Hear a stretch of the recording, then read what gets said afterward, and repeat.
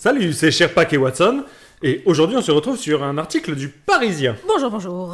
Donc, nous sommes à Mantes-la-Ville, juste en dessous de Mantes-la-Jolie, enfin ça fait partie de l'agglomération à l'ouest de Paris, dans les Yvelines. Ok. Et là-bas, un bébé de 11 mois meurt d'avoir été trop nourri. Mais qu'est-ce qu'il a bien pu se passer ? Oula. Une habitante de Mantes-la-Ville a été placée en garde à vue mardi dernier avant d'être mise en examen et placée sous contrôle judiciaire.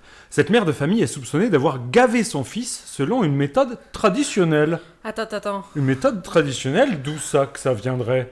Alors attends, on va voir parce que moi je suis perturbé. Parce que j'ai pas entendu parler de méthode traditionnelle de gavage de bébés, des oies, de canards. À part le gavage des oies et de Tout canards. ça dans le sud-ouest, c'est régalisant. j'ai Pour le envie de foie dire. gras, oui. Par exemple. Et Mais là, alors apparemment, c'est son fils. Gavage de bébé. Je ne connais Voilà. pas cette méthode. Enfin, je ne sais pas. C'est le genre de drame dont on ne se remet pas. Une habitante de Mantes-la-Ville a été mise en examen et placée sous contrôle judiciaire car les enquêteurs la soupçonnent d'avoir gavé son nouveau-né à outrance. L'information, révélée par Valeurs Actuelles, nous a été confirmée par une source policière du département. Le bébé de 11 mois, nu dans un seau, s'est étouffé le 25 novembre dernier alors que sa mère était en train de lui donner à manger dans la salle d'eau. Les secours n'ont malheureusement pu que constater le décès de l'enfant. Placée en garde à vue le 16 janvier dernier dans le cadre de l'ouverture d'une enquête pour homicide involontaire, la maman a nié les faits qui lui étaient reprochés devant les policiers. Pourtant, l'autopsie de la victime a bien mis en évidence une fausse route, ne mettant en exergue aucune autre forme de maltraitance. L'enquête a dévoilé l'existence dans la culture ouest-africaine d'une pratique de gavage des enfants, indiquant que l'auteur des faits avait l'habitude de s'enfermer avec son fils dans la salle de bain pour le nourrir de force. Mais. Voilà. Donc, ce qu'on apprend ici déjà, c'est qu'il existe une technique ouest-africaine, donc ce sont des spécialistes visiblement là-bas, hein, c'est une technique traditionnelle, attention, de gavage de bébés, ce que je ne connaissais pas, mais je suis très curieux d'apprendre cette technique puisque je te rappelle que il y a une grande partie de la France qui est pour une créolisation, en suivant Merluchon et toute la LFI. C'est vrai, Pour ça. une créolisation de la France. La créolisation, le créole, c'est une version abattardie d'une langue.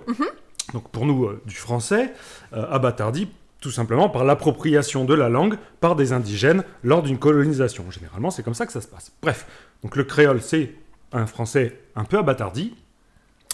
Et la créolisation, c'est donc pour les Français de s'habituer et de commencer à observer les coutumes qui viennent justement d'autres, des colons. S'il veut une créolisation de la France, c'est qu'on va être colonisé. C'est le principe. Hein. La créolisation, c'est quand on est colonisé.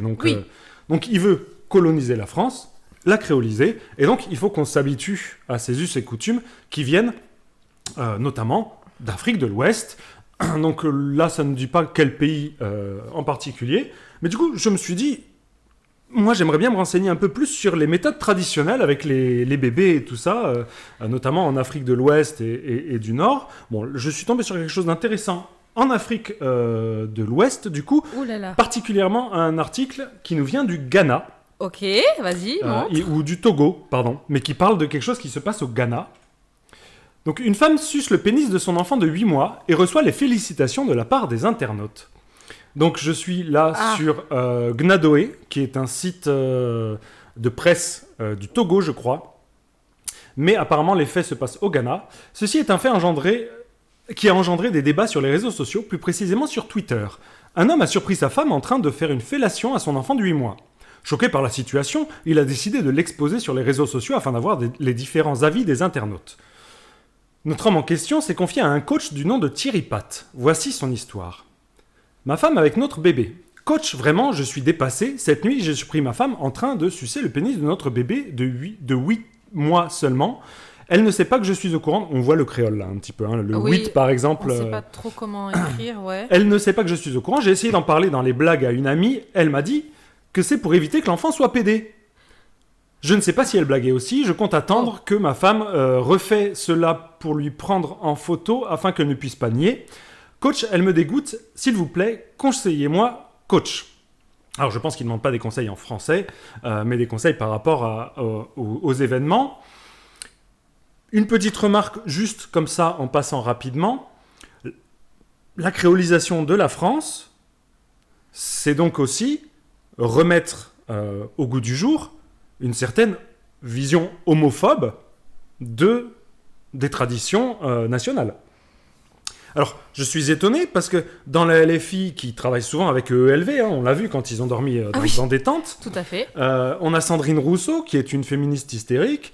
On a pas mal autour de la LFI qui gravitent des gens qui sont très, très woke, très pour le LGBT, etc., contre l'homophobie, le sexisme. Bon, pour éviter que l'enfant soit pédé, je ne trouve pas ça très tolérant. Parce que, même si c'était le cas, quel est le problème ? Bref. Les internautes, les femmes plus précisément, ont donné leur avis par rapport au sujet. Ils ont trouvé normal l'acte de la femme et ont conseillé le monsieur d'entretenir une discussion avec sa femme, afin d'avoir plus d'éclaircissements.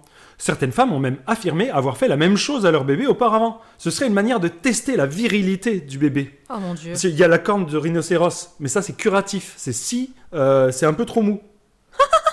C'est si le bébé n'a pas eu suffisamment de fellation quand il était, du coup, avant sa première année. Mais non, mais... Quelques avis que nous avons capturés pour vous. J'ai 3 enfants, 2 garçons et une fille, et je leur ai fait ça, c'est pour voir la virilité de l'enfant, il n'y a rien de mal. Après, si t'es pas d'accord, en parler avec toi, femme, vous aimez tout diaboliser. Oh merde. C'est de la diabolisation, je suis tout à fait d'accord, c'est une tradition après tout. Qui sommes-nous pour juger des traditions ?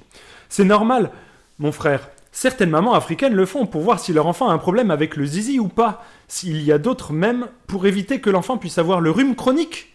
Ça soigne le rhume, la fellation infantile. Tire le rhume depuis le nez de leur enfant par la bouche. D'accord ? Pour elle, peut-être elle ne veut que sa future belle-fille subisse ce qu'elle est en train de subir avec ton petit kiki du coup. Là, c'est une petite private joke. Il y a forcément une explication à ça. Parle d'abord avec elle au lieu de te faire des films pour rien. Bah oui, il se fait des films. Enfin, non mais... Oh mon Dieu, oh là là. Il a surpris sa femme en train de faire une fellation à son bébé de 8 mois. Il se fait des films après, genre n'importe quoi. C'est pas le complexe de Deep, ça n'a rien à voir. C'est pas du tout barbare. C'est normal. Je pense qu'elle est même C'est pour stimuler la virilité. La virilité. Ça se fait, ne vous inquiétez pas. On lui a sûrement conseillé. Elle a dû aller voir le médecin qui lui a dit « Mais il faut sucer, madame. On voit que dans votre couple, le dialogue est de second plan, dis donc.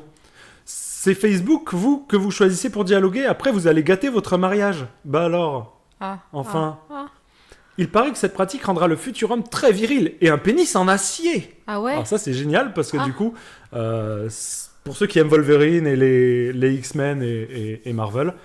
voilà comment avoir au moins une partie du corps en acier. Bon, pour la plupart d'entre nous, c'est trop tard, mais vous savez comment faire pour que vos enfants aient des pénis en acier. C'est pour que l'enfant bande bien dur. Bien sûr, évidemment. Bien que ce soit dégoûtant, mais demande à ta femme le pourquoi. Parfois, les femmes prennent des astuces chez d'autres femmes, espérant aider leurs enfants. Et oui, Jamy. À quand l'épisode de C'est pas sorcier sur la fellation infantile, du coup. Sinon, je ne vois pas en quoi vraiment une femme ferait une chose pareille à un tout minuscule pénis de son enfant en plus. Bah oui. Elle y prend même pas de plaisir. Alors franchement, c'est forcément pour rendre service. C'est juste un conseil. Cher lecteur, que pensez-vous de cette histoire ? Parce que donc je rappelle qu'on est au Togo ou au Ghana, enfin ces 2 pays limitrophes, très proches. Et donc il demande au lecteur, et vous, qu'en pensez-vous ? Parce que rien n'est choquant, c'est tout à fait normal. Êtes-vous d'accord avec les internautes ? Vos avis nous intéressent. Donc, voilà comment est-ce que ça se passe. Il va falloir s'habituer à ça, puisque c'est comme ça qu'on s'occupe des enfants. On les gave, on leur fait des fellations, etc. Donc, en Afrique de l'Ouest. Et donc, si on aboutit un jour à une créolisation de la France, il faudra nous-mêmes adopter ces pratiques et du coup, habituer...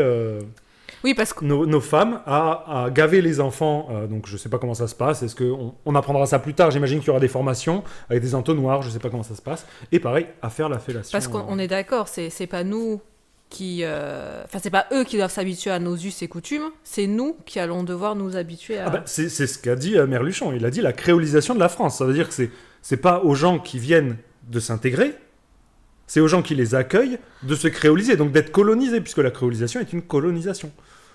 Oh là là. Voilà. Je sais pas, entre le dégoût, le choc, la colère, je sais pas quoi dire là. Écoutez les amis, si comme Watson, vous êtes choqués, j'ai pas de mots. Mettez-le en commentaire si vous avez des explications ou si vous soutenez cette créolisation N'hésitez pas non plus à le dire en commentaire, on peut discuter, il n'y a pas de souci. En tout cas, prenez soin de vous, abonnez-vous pour ne pas rater les prochaines vidéos, et puis remettez-vous bien de ces deux articles vraiment passionnants. À bientôt. Bisous.